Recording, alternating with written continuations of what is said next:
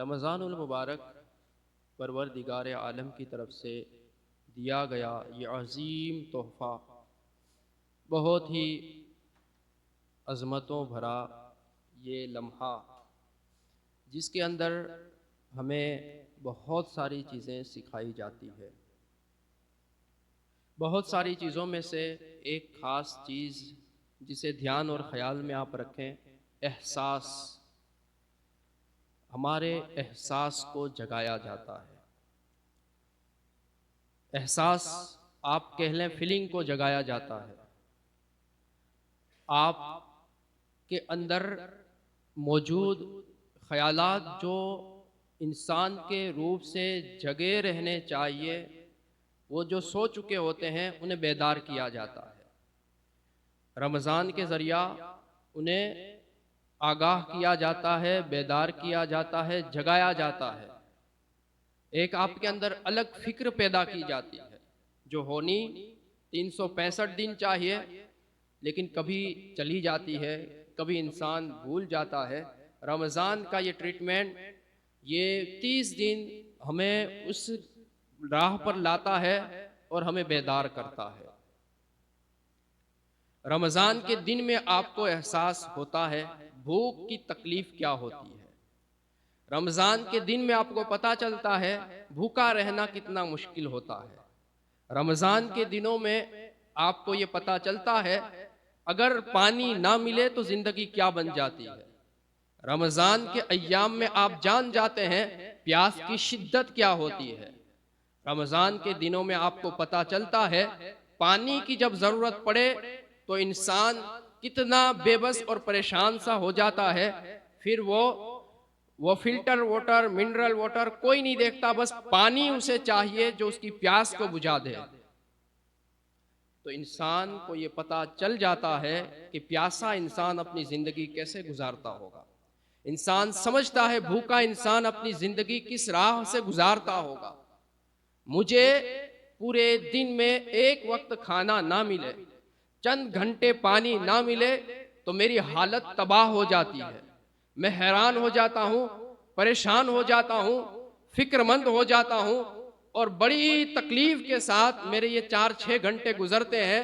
تو وہ انسان جسے 3-4 دن تک یا پوری زندگی پورا پیٹ بھر کر کے کھانا نہ ملتا ہو، اس کی زندگی کیسے گزر جائے گی، اس کے حالات کیسے ہوں گے، اس کے اندر پیٹ کے اندر جو بھوک ہوگی وہ کس انداز سے گزارتا ہوگا، اس کے اپنے بچوں کی زندگیوں کے لیے وہ کس قدر فکر مند رہتا ہوگا، وہ اپنی پیاسوں کو بجھانے کے لیے، اپنے کھانوں کو پورا کرنے کے لیے ان کی زندگی کے شب و روز ایام کیسے گزرتے ہوں گے، وہ کیسے دن کاٹتے ہوں گے۔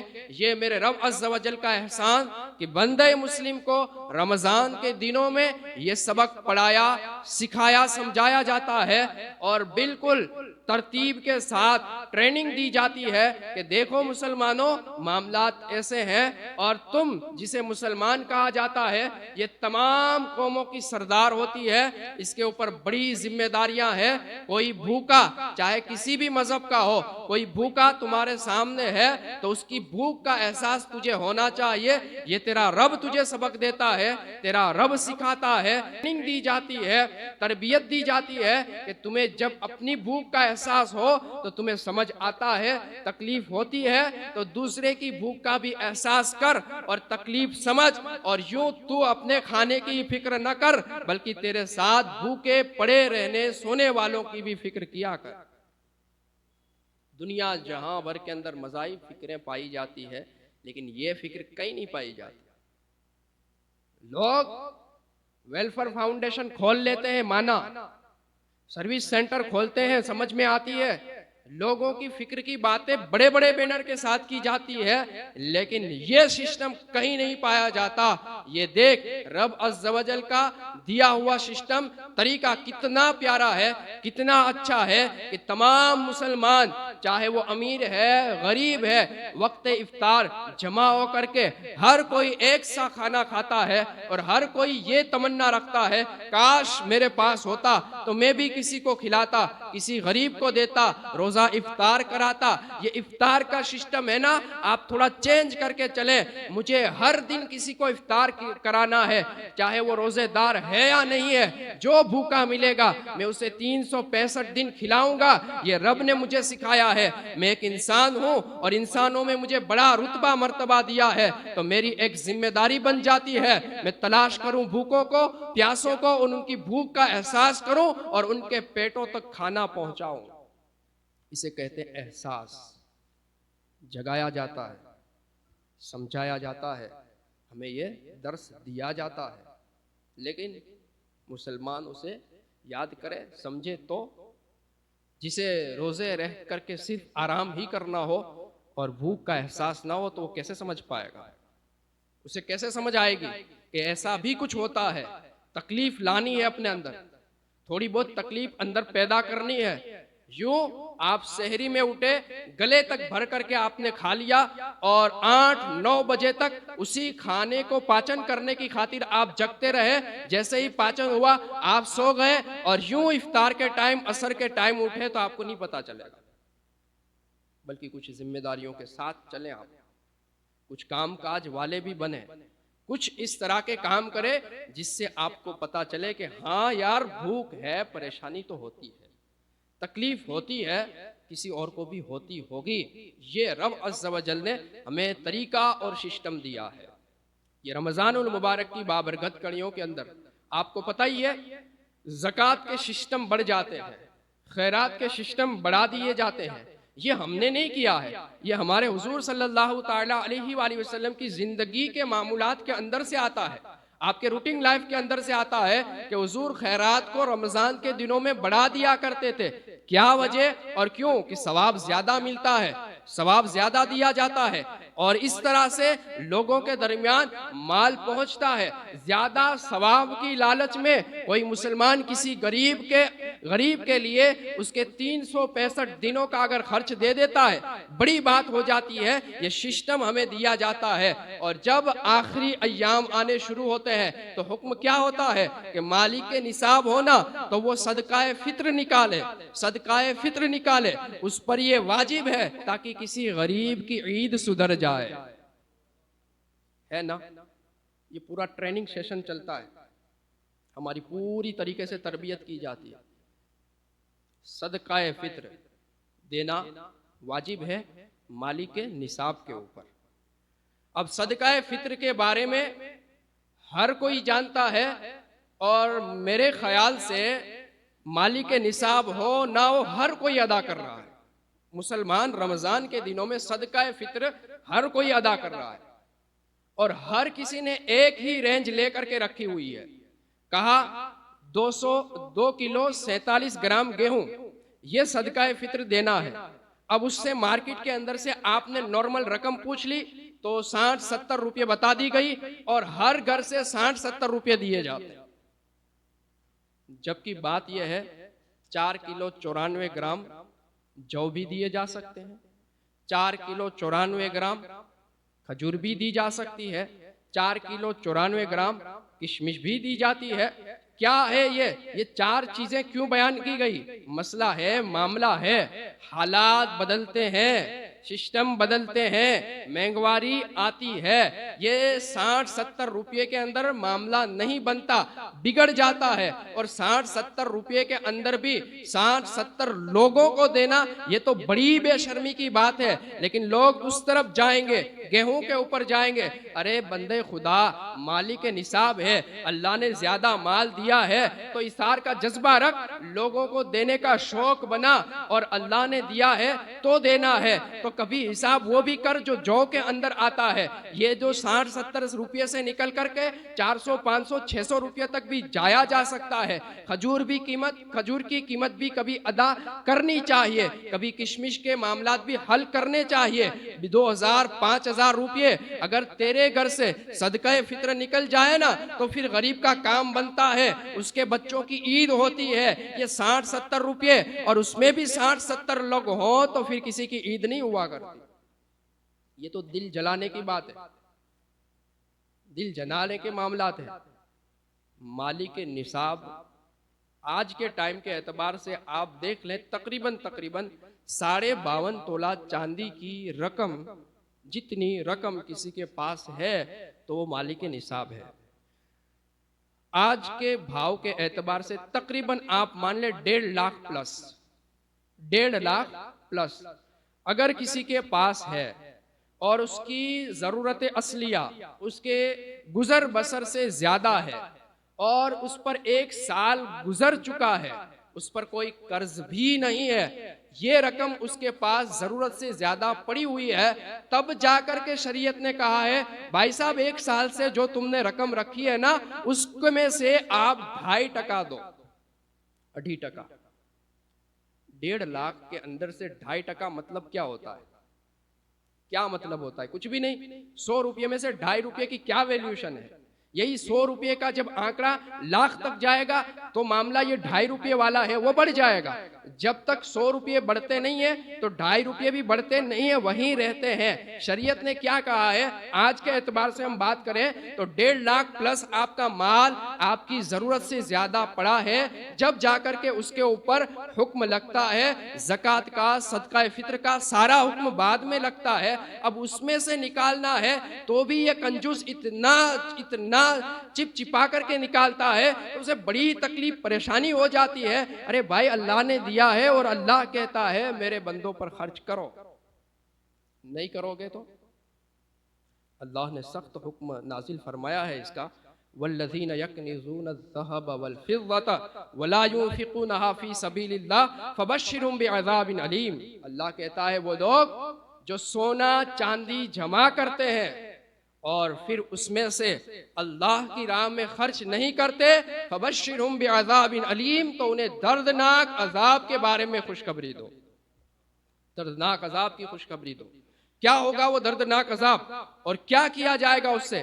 کہا وہی سونا چاندی اس کے چہرے اور پیشانیوں پر داغے جائیں گے، جہنم میں گرما کر کے پیشانی اور چہرے اور پیشانی پر اس کو چپکایا جائے گا۔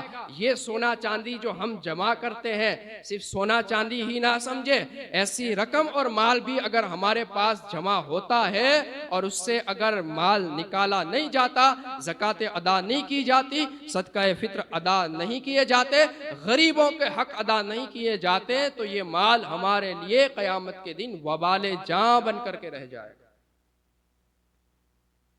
مال جمع کرنا مزہ آتا ہے، خرچ کرنا مشکل تو ہوتا ہے، اور وہ بھی کسی اور کو دینا ہو تو اور زیادہ مشکل ہوتا ہے۔ لیکن یہ بھائی سمجھ لے یہ تیرے فائدے کا معاملہ ہے، فائدے کا مسئلہ ہے۔ اگر دے دے گا تو تیرا مال محفوظ ہو جائے گا، سیف ہو جائے گا۔ اب مسئلہ کیا ہوا؟ یہ زکوٰۃ کا جو حکم تھا، یہ صدقات کا جو حکم تھا، اس کے لیے قرآن نے 8 آپشن دیے ہیں، کہاں کہاں آپ زکوٰۃ کے مال لے جائیں گے۔ انہیں مصارف زکوٰۃ کہا جاتا ہے۔ یہ مصرف 8 بیان کیے گئے ہیں، 8 ٹائپ کے لوگ بیان کیے گئے ہیں، جس میں سے چند ابھی بھی پائے جاتے ہیں۔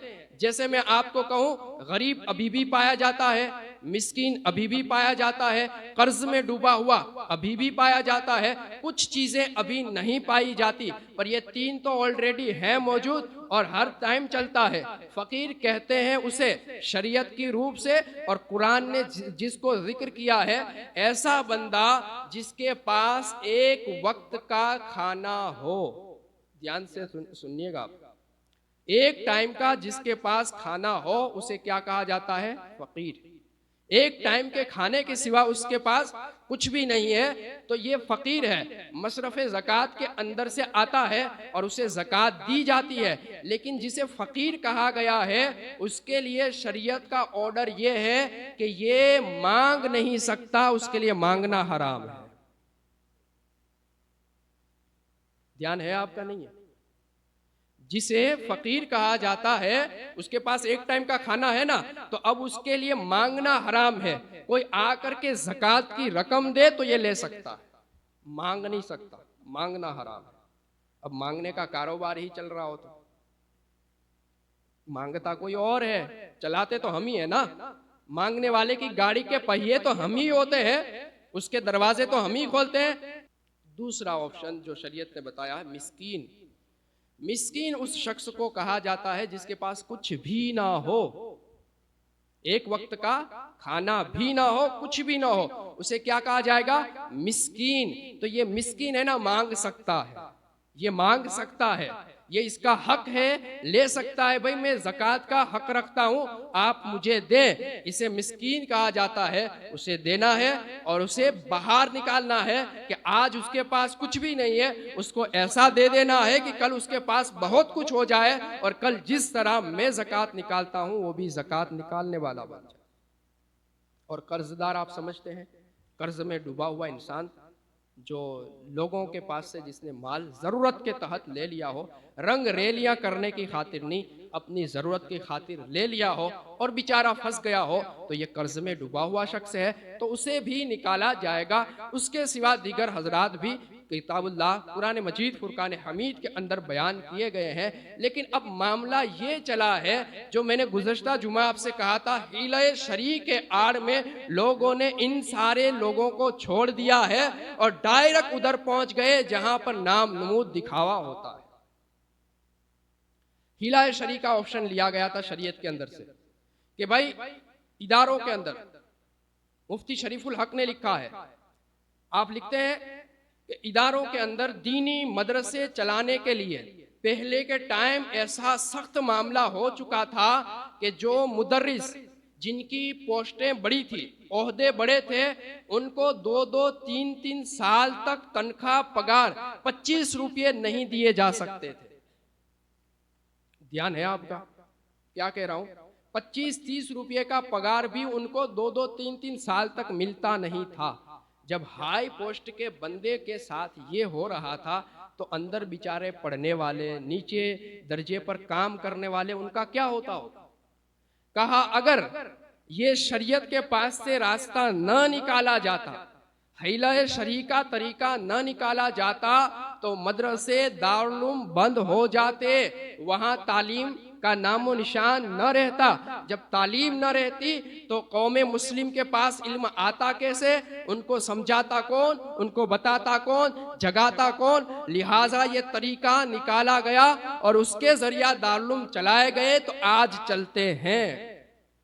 پرابلم تھی جب تھی، آج کل کئی ایسے ادارے پائے جاتے ہیں جہاں پر بینک بیلنس ہوتا ہے اور وہ لکھا رہتا ہے، آپ خود بھی پڑھتے ہیں، جانتے ہیں، کئی سارے ادارے صرف نئی عمارتیں بنانے کی خاطر چندے کرتے ہیں، کئی سارے لوگ صرف اپنا اسٹیٹس بنائے رکھنے کی خاطر کرتے ہیں، کوئی دوسری سوچ اس میں چلاتے نہیں ہے، اور ان کی وجہ سے ان کے بڑے بڑے ہاتھوں کی وجہ سے بیچارہ غریب، قرضدار، مسکین، فقیر ایسے ہی پڑے رہتے ہیں۔ اور بلا اس سے بھی بڑی یہ آئی، ہر جگہ ہر گلی کوچے میں مکتب چلتے ہیں، چھوٹے چھوٹے مدرسے، جہاں پر تعلیم کی خاطر والی اپنے بچوں کو بھیجتے ہیں، اس میں سے 75% بچے ایسے ہوتے ہیں جو گھرے ہنچواتا نہ ہو، مدرسے ہنچوا موکلواما آوے چھے، یعنی ان کو پڑھائی سے کوئی مطلب نہیں ہے، بس یہ باپو سنبھالے، مولوی سنبھالے، آپا سنبھالے، اس لیے انہیں بھیج دیا جاتا ہے، اور ان کا ٹائم جو ایسا ہے وہ گزر جاتا ہے، تھوڑی سمجھداری آتی ہے تو یہ اسے اٹھا کر کے کہیں پر بھی رکھیں گے، کیا کریں گے؟ اب یہ لوگ بھی اندر آتے ہیں، اور 95% لوگ اس پڑھنے آنے والے میں ایسے ہوتے ہیں جن کے والد ٹیوشن کلاس فیس بھر سکتے ہیں، ہوم ورک کلاس فیس بھر سکتے ہیں، اسکول کی ہائی فیس آرام سے بھرتے ہیں، دوسرے تیسرے کلاسز جو چلتے ہیں ان کی فیس بھی وہ آرام سے بھرتے ہیں۔ اب مجھے تکلیف یہ ہے کہ ان سے 100-200 روپے تعلیم کے لیے لونا مجھے شرم آتی ہے، تو میں اپنی تعلیم کو فری کرنے کے لیے، اپنے مدرسے کی تعلیم کو فری کرنے کے لیے، بڑا جرم ہے یہ، بہت بڑے مجرم ہیں یہ لوگ جو ہر جگہ ہر گلی کوچے کے اندر ملتے ہیں اور بہت طریقے سے چلایا جاتا ہے۔ اب ان لوگوں کو جن کو تعلیم سے مطلب نہیں ہے، 95% لوگ جو دے سکتے ہیں، اگر میں ان سے کہوں کہ بھائی میرے مدرسے میں پڑھنے کی فیس 200 250 300 روپے ہے تو انہیں کوئی دقت نہیں ہے۔ یہ 200 250 300 روپے ہوتے ہی کیا ہیں؟ پان کھا کر کے، پھاکی کھا کر کے تھوکنا۔ اور ہوتا کیا ہے؟ اپنے بچے کے لیے اگر روزانہ مجھے 10 روپے خرچ کرنے پڑے، 5 روپے خرچ کرنے پڑے، اور اس کے ذریعہ میں اسے قرآن پڑھاؤں، قرآن سکھاؤں، اخلاق سکھاؤں، عقائد سکھاؤں، تو کون ایسا بے غیرت باپ ہوگا جو منع کرے گا؟ ہر کوئی راضی ہو جاتا ہے اور دے دیتا ہے۔ پھر بھی میں اپنے اسٹیٹس کو بچانے کے لیے ہم یہاں پر فری تعلیم دیتے ہیں اور اس کے ذریعہ زکوٰۃ کے مال ہڑپتے ہیں، ہلائے شریک کر لیں گے۔ نہیں، ایسی اجازت نہیں ہے، ایسی اجازت نہیں ہے۔ آپ چھوڑ دیں، آپ سے نہیں ہو سکتا یہ، یا پھر آپ اپنا منہ تھوڑا کھولیں اور انہیں بتائیں کہ یہ تعلیم بڑی قیمتی ہے، بڑی اونچی ہے، مفت میں فالتو میں نہیں دی جائے گی۔ بڑے سارے ادارے والے ایسا کرتے ہیں، اپنے کیمپس کے اندر اسکولوں کو چلانے کے لیے اور اس اسکول کی ہائی فیس کو گھٹا کر کے، جو مارکیٹ میں ہائی فیس چل رہی ہوتی ہے اس کو گھٹانے کے لیے اپنے ساتھ اس کا بونڈنگ کرتے ہیں۔ زکوٰۃ مدرسے کے طلباء کے نام سے اگرائی جاتی ہے، لی جاتی ہے، پھر اس میں سے ہلائے شریک کر کر کے تمام کے اوپر خرچ کی جاتی ہے۔ کہا حضرت کیوں؟ کہا ہم یہاں پر دونوں تعلیم ایک ساتھ دیتے ہیں۔ اچھی بات ہے، بڑا اچھا آپ نے کام کیا، لیکن وہیں پر آپ جا کر کے چیک کرنا، 9ویں دھورن سے ہی دین کی تعلیم بند، 10ویں کلاس آئی، دین کی تعلیم سکھانا بند۔ اور وہ جو آیا تھا اس میں سے اللہ ماشاءاللہ کچھ لوگ ہوتے ہیں، بچے جو بڑے ہوشیار اور ذہین ہوتے ہیں، وہ پراپت کر لیتے ہیں، حاصل کر لیتے ہیں، ورنہ کئی سارے ایسے ہوتے ہیں جو صحیح طریقے سے قرآن پڑھ ہی نہیں سکتے۔ پر بس یہ ہے کہ بورڈ ہے، 10ویں بورڈ ہے، 12ویں بورڈ ہے، تو 9ویں 11ویں سے کلاسیں بند کرنی ہوتی ہے تو روک دیتے ہیں۔ کہا حضرت آپ تو یہ تعلیم دے رہے تھے، آپ تو زکوٰۃ کے مال میں یہی بہانہ کر رہے تھے، ہم دونوں تعلیم دے رہے تھے، مسئلہ کیا ہوا؟ مسئلہ ہے نا، اصل مقصد وہ تھا، اس کے اوپر چلے گئے۔ تو معاملات ایسے ہیں، تو ایسے لوگوں کو اگر آپ اپنی زکوٰتیں جانتے ہوئے دے رہے ہیں تو آپ کی زکوٰتیں برباد ہوئی، کوئی حاصل نہیں ہوا۔ آپ کو دھیان رکھنا ہے، مسکین کو دیں، غریب کو دیں، قرضدار کو دیں، قیدی کو باہر لانے کے لیے دیں، ایسی بہت ساری ضرورتیں ہیں جس کے اندر دیں۔ خاص خیال رکھیں، اپنے رشتہ دار کے اندر جو غریب ہے اس کا پہلا حق ہے، اس کو آپ دیں اور عزت کے ساتھ دیں، احسان کے ساتھ نہیں۔ آپ کا کوئی احسان نہیں ہے اس کے اوپر، اس کا احسان ہے آپ کے اوپر کہ آپ کے مال کو بربادی سے وہ بچا رہا ہے، اس کا احسان ہے۔ آپ اس کو تلاش کریں، عزت کے ساتھ دیں، اسے باہر نکالنے کی کوشش کریں۔ اور یہ جو فاؤنڈیشن لوگ لے کر کے بیٹھ جاتے ہیں جس میں ملٹی پرپز ان کے ہوتے ہیں، ملٹیپل لوگ جس کے اندر شامل ہوتے ہیں، وہاں پر آپ بالکل دل کھول کر کے زکوٰۃ نہیں دیں گے۔ اگر دینا بھی ہے تو شرط کے ساتھ، میرے بھائی یہ زکوٰۃ میرا ایسا مال ہے جو میں تمام مسلمانوں کے اوپر بھی خرچ نہیں کر سکتا، مسلمانوں کے اندر بھی وہ انسان جو غریب ہے، جو ضرورت مند ہے، ان کے لیے میں خرچ کر سکتا ہوں۔ اگر آپ لے جاتے ہیں تو ذمہ داری کے ساتھ صرف غریبوں کے اوپر خرچ کر سکتے ہیں تو لے جائیں۔ کبھی پل بنانے کے لیے، کوئی روڈ بنانے کے لیے، کوئی رستہ بنانے کے لیے، ارے بھائی صاحب سیدھی بات ہے، مسجد خدا کا گھر ہے، اس کے لیے زکوٰتیں لہی نہیں جاتی، ہلائے شریک کیا نہیں جاتا، نہیں کیا جاتا ہے۔ ہاں کہیں پر بھی نہیں، بڑے بڑے ادارے ہوتے ہیں نا وہاں پر بھی نہیں، وہ آپ زکوٰۃ دیتے ہیں تو معلوم ہے آپ کو الگ حساب ہوتا ہے، زکوٰۃ کی یہ رقم ہے، امداد کی یہ رقم ہے۔ تو جو امدادی رقم ہوتی ہے، جو واجبی رقم نہیں ہوتی، اس سے یہ بڑے بڑے کام کیے جاتے ہیں۔ کوئی مسجد وغیرہ دوسری چیزیں جو زکوٰۃ کے سوا زکوٰۃ سے نہیں چل سکتی، دوسری چیزیں تو وہ ان کو امدادی رقم سے ہی کھڑی کرتے ہیں، چاہے کتنا بڑا سنگٹھن ہو۔ تمام کے اندر یہ نیم اور قانون ہوتا ہے، اس کا دھیان رکھیں، خیال رکھیں، اپنے مالوں کی زکوٰۃ ضرور نکالیں۔